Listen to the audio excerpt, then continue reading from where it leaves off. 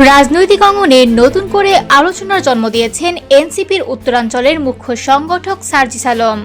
একটি নির্বাচনী জনসভায় দেওয়া বক্তব্যে তিনি প্রশাসন, বিএনপি এবং দলটির চেয়ারম্যান তারেক রহমানকে উদ্দেশ্য করে একাধিক কঠোর মন্তব্য করেন।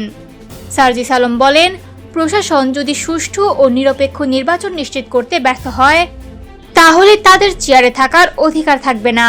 তিনি দাবি করেন, সেক্ষেত্রে গণ অভ্যুত্থানের নামে গঠিত বিপ্লবী জনতায় পরিস্থিতি সামাল দিতে বাধ্য হবে। তার ভাষায়, এই বিষয়ে কোনো ধরনের ছাড় দেওয়া হবে না।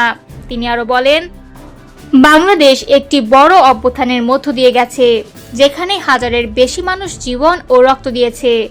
সেই সময় যারা দেশের বাইরে অবস্থান করছিলেন এবং সরাসরি আন্দোলনে সম্পৃক্ত ছিলেন না, তারা কখনো এই দেশের যোগ্য নেতৃত্ব দিতে পারেন না বলেও মন্তব্য করেন তিনি। বিএনপি ও দলটির চেয়ারম্যান তারেক রহমানকে নিয়ে সার্জিস আলম বলেন, তারেক রহমানের আই হ্যাভ এ প্ল্যান বক্তব্যে তিনি প্রথমে আশাবাদী হয়েছিলেন।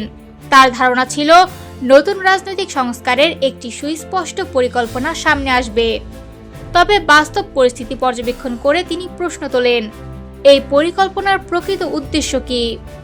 সার্জিস আলম অভিযোগ করেন, তারেক রহমানের উপস্থিতিতেই সহিংস কর্মকাণ্ড ঘটেছে এবং এনসিপির নেতাকর্মীরা হামলার শিকার হয়েছেন। পাশাপাশি তিনি অভিযোগ করেন, মনোনয়ন প্রক্রিয়ায় ঋণ খেলাপি ও আর্থিক অনিয়মে অভিযুক্ত একাধিক ব্যক্তিকে প্রার্থী করা হয়েছে, যাদের বিরুদ্ধে হাজার হাজার কোটি টাকা লুটপাটের অভিযোগ রয়েছে। ভোট চুরির বিষয়ে হুঁশিয়ারি উচ্চারণ করে সার্জিস আলম বলেন, ভোটাধিকার ক্ষুণ্ণ করার যে কোনো চেষ্টা কঠোরভাবে প্রতিহত করা হবে। তিনি বলেন, এই দেশের স্বাধীনতা, সার্বভৌমত্ব ও মানুষের অধিকার নিয়ে যারা খেলতে চাইবে তাদের শেষ পর্যন্ত বিচারের মুখোমুখি হতে হবে।